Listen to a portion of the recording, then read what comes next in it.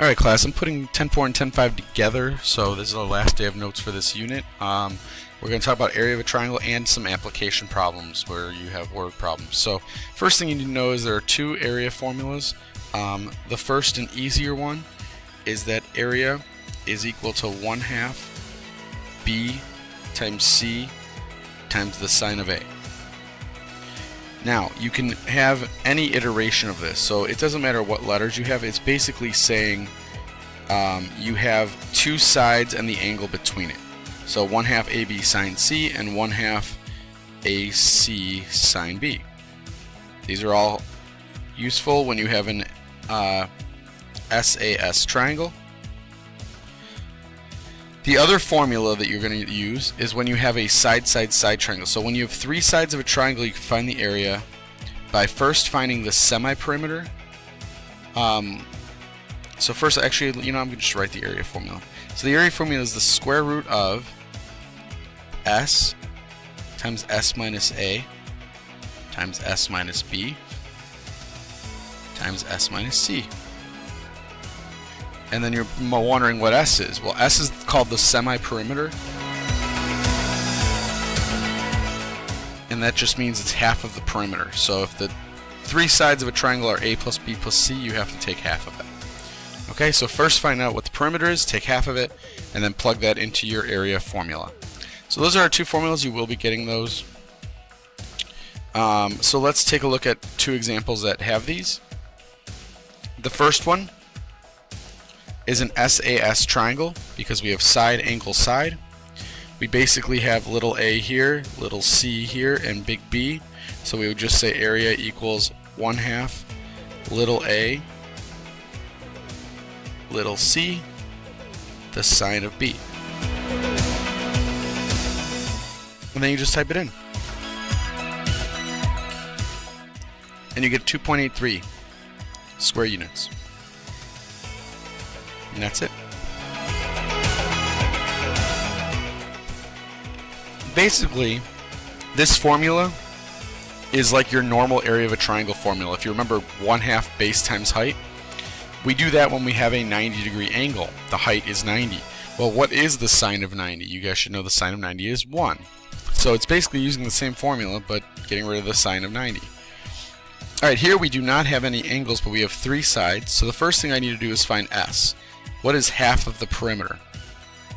Well, 8 plus 5 plus 4 divided by 2 is the semi-perimeter. 13 plus 4 is 17 halves, or 8.5. So now I plug it into my formula. I have the square root of 8.5, and then it's 8.5 minus, oops, shouldn't have closed that parenthesis. So it's 8.5 minus 8, 8.5 minus 4, and 8.5 minus 5. So figure out what all these numbers are. Like this would be 0.5, this would be 4.5, this would be 3.5, and this one would be just 8.5. Multiply all those numbers together and then take the square root, and you get the area of this triangle is 8.18 square units. Okay? Alright, so that is area of triangle. Now we're going to do everything together. You have to figure out what I'm asking.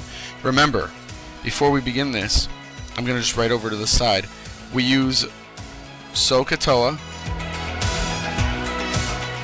when you have a right triangle. Law of sines when you have matching components or corresponding sides. So A and A, B and B, or C and C. And then you use law of cosines when you basically have none of the above. Okay, so let's see what we got here. Jennifer Lawrence is digging up a triangular patch of grass in preparation for a garden. She wants there to be an angle of 45 degrees in between two side lengths of 13.4 and 17.5. So I'm going to just draw this triangle. So here are two side lengths and an angle between it. So I'm going to say that this is 13.4 and this is 17.5, and the angle between those two is 45.6. So the first thing we need to figure out is, what are they asking? They're asking how long will this third side need to be. So now you have to decide, is this a right triangle? No. Is this a law of sine scenario? Do I have an angle across from a side? And if you look, we do not. We have an angle here, but there's no side. And then we have that here and that here. So we're missing angles, we're missing a side, so we cannot use law of sines. So this is a law of cosine problem.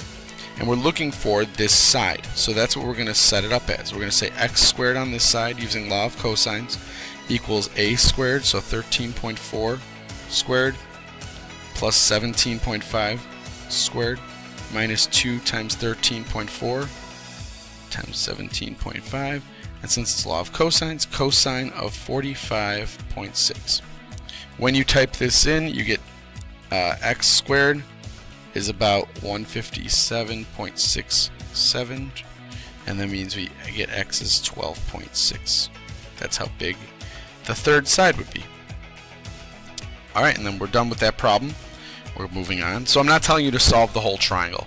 When it's just asking you, when it's word problems and asking for one piece, I don't usually make the grid because we just need one part. What will the area of this triangle be? Well, if we look again at this triangle, I have all three sides, so I could do the SSS formula, but if you notice, I also have the SAS starting point. So I can use the simpler formula, the 1/2 AB sine C formula. So 1/2, one side is 13.4, the other side is 17.5, sine of the angle between, and we can get our area. So the area of this garden would be 83.8 square feet. Now, you could have used the other one where you do the square root of s minus a, well, s times s minus a, s minus b, s minus c, but we don't need to. Oops. Okay. So, this is our last problem for the day. We have a ski lift that's going to be installed.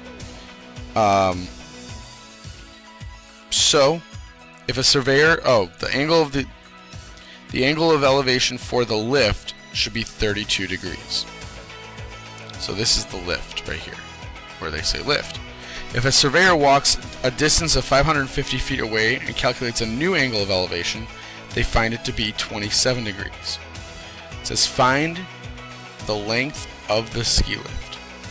So we need to find this side of this triangle. Okay, so one thing I'm going to do is draw this triangle out over here, just so I see what I'm doing. I'm just looking at this triangle.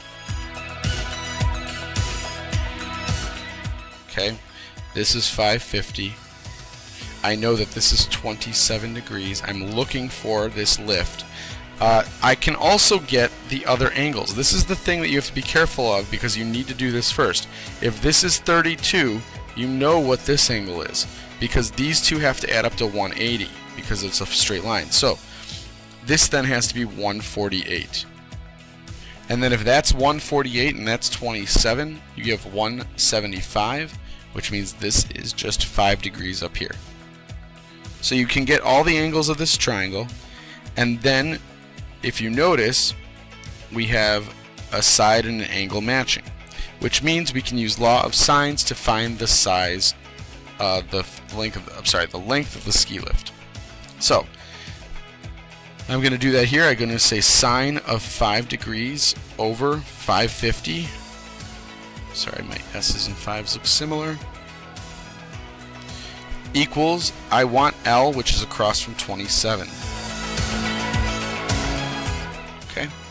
When you cross multiply and solve, you get the length of this ski lift is 2,864.9 feet.